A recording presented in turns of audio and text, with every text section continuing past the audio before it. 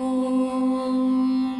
पार्थाय प्रतिबोधितां भगवता नारायणेन स्वयं व्यासेन ग्रथितां पुराणमुनिना मध्ये महाभारतम् अद्वैतामृतवर्षिणीं भगवतीम् अष्टादशाध्यायिनीम् अम्ब त्वामनुसन्दधामि भगवद्गीते भवद्वेषिणीं।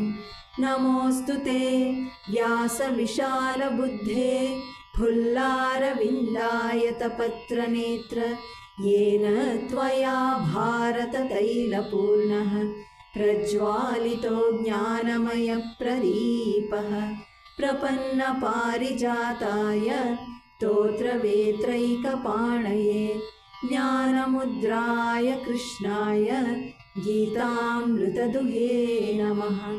सर्वोपनिषदो गावः दोग्धा गोपालनन्दनः पार्थो वत्सः सुधीर्भोक्ता दुग्धं गीतामृतं महत्।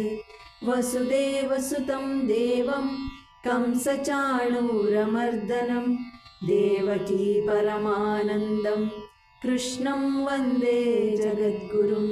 भीष्मद्रोणतटा जयद्रथजला गान्धारनीलोत्पला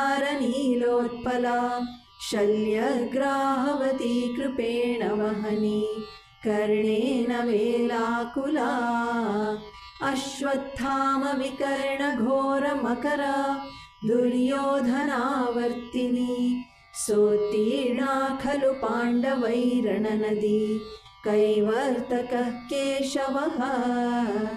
पाराशर्यवचः सरोजममलं गीतार्थगन्धोत्कटं नानाख्यानककेसरं हरिकथा सम्बोधनाबोधितम्।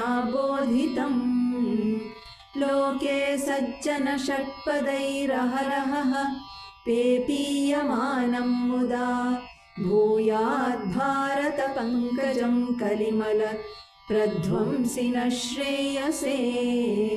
मूकं करोति वाचालं पङ्गुं लङ्घयते गिरिं यत्कृपातमहं वन्दे परमानन्दमाधवम्। यं ब्रह्मा वरुणेन्द्ररुद्रमरुतः स्तुन्वन्ति दिव्यैस्तवैः वेदैः साङ्गपदः क्रमोपनिषदैः गायन्ति यं सामगाः।